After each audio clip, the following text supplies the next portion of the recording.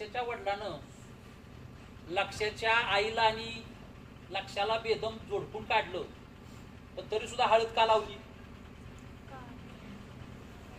कुणाला कळलं बघू?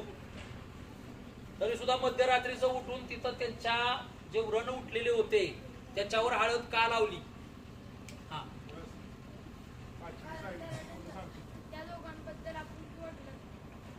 त्याला त्या दोघांबद्दल आपुलकी वाटू लागली. अजून कथा नीट ऐकली का? अजून कोणाला क्लिअर झालंय का हळद लावली?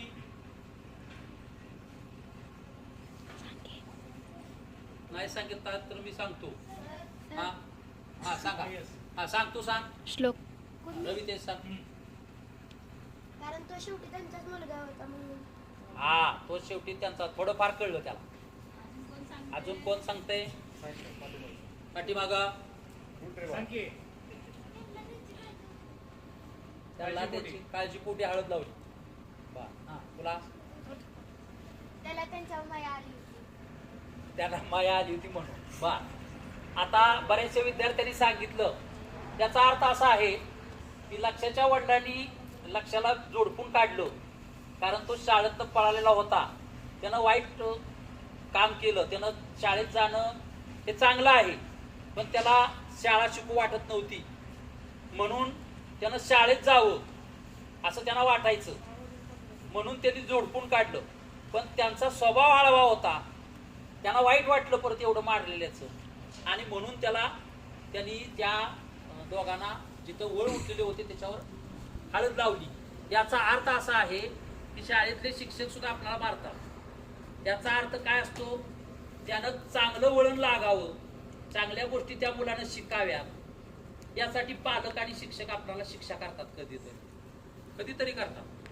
त्याचा अर्थ असा नसतो की तुम्हाला ते मारायचं आहे आणि तुम्हाला दुःख द्यायचं आहे, असा त्यांचा अर्थ नसतो. त्यांच्या मनात सुद्धा माया, प्रेम, ओलावा असतो. फक्त तुम्हाला चांगलं वळण लागावं, तुम्ही चांगल्या वाटेवरून चालावं ही त्यांची अपेक्षा असते, आणि म्हणून ते शिक्षा करतात. आणि म्हणून त्यांनी त्याला मारलं, पण त्यांना शेवटी त्यांचा स्वभाव हळवा असल्यामुळे त्यांना माया आलेली हळद लावली. अजून या गोष्टीतून तुम्हाला काय बोध मिळाला? कोण सांगेल? या गोष्टीतून बोध काय मिळाला? कथा ऐकली ना आपण? काय बोध मिळाला? शिक्षण घ्यावे. आपण शिक्षण घेतलं पाहिजे, हा बोध या गोष्टीतून आपल्याला मिळाला की प्रत्येकानं शाळा शिकली पाहिजे. जरी कितीही गरीब परिस्थिती असली तरी शिक्षणाच्या आड परिस्थिती येत नाही. लक्ष्मण माने यांची परिस्थिती अत्यंत बेताची होती, पण तरी सुद्धा त्यांना शिक्षणामध्ये कुठलीही अडचण आली नाही. लक्ष्मण माने शिक्षण त्यांनी घेतलं आणि त्यांनी उपराकार झाले, कादंबरीकार झाले. भटक्या विमुक्त जातीसाठी त्यांनी आयुष्यभर कार्य केलं, आश्रमशाळा उघडल्या. म्हणजे हे जे कार्य आहे, सातारला जकातवाडीला लक्ष्मण माने यांची शाळा आहे. म्हणजे ज्या मुलाला अतिशय घरची गरीब परिस्थिती होती तरी सुद्धा त्यांनी शिक्षण घेतलं, परिस्थिती शिक्षणाच्या आड येत नाही, अशा पद्धतीचा बोध आपणाला मिळालेला आहे. तर अशा अनेक प्रकारचे बोध आपल्याला या कथेतून मिळतील. तर पहिली कथा आता संपलेली आहे. आता दुसरी एक कथा मी सांगणार आहे. दोनच कथा आज सांगणार आहे. दुसऱ्या कथेचं नाव सांगतो, पाहुणचार. कथेचं नाव काय आहे? पाहुणचार. आणि लेखकाचं नाव आहे शंकर पाटील. शंकर पाटील दिंड, वळीव, आभाळ अशा कादंबऱ्या शंकर पाटलांनी लिहिल्या. आणि शंकर पाटील हे कथाकथनकार होते. युट्यूबला जर तुम्ही त्यांच्या कथा ऐकल्या असतील, खूप कथा अतिशय मजेशीर त्यांच्या कथा आहेत. त्यातलीच एक कथा मी तुम्हाला सांगणार आहे, आणि कथेचं नाव आहे पाहुणचार. पाहुणचार ही भारतीय संस्कृती आहे.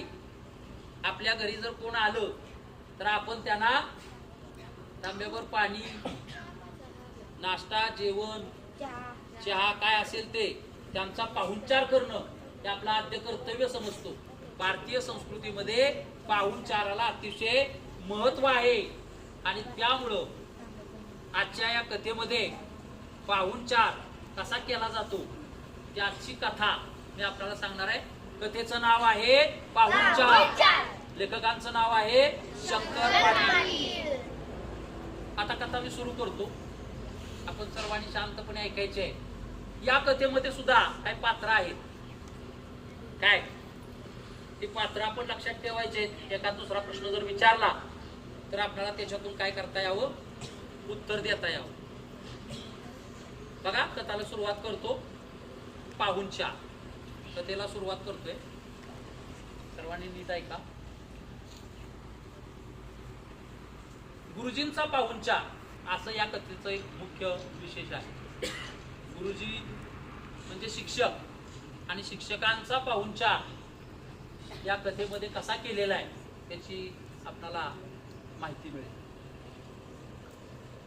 मी एका तालुक्याच्या गावी शिक्षक म्हणून कार्यरत होतो आणि शिक्षक म्हणून कार्यरत असताना वसंता नावाचा एक माझा विद्यार्थी. आता वसंता 7वीला होता. बोलतात चाणाक्ष होता आणि रोज म्हणायचा, गुरुजी आमच्या घरला कवा येत आहे, उद्या असं म्हणत म्हणत 1 महिना गेला, 3 महिने गेलं, पण मला काय जायचं होईल. एकदा असाच आला. एप्रिल महिन्याचे दिवस होते.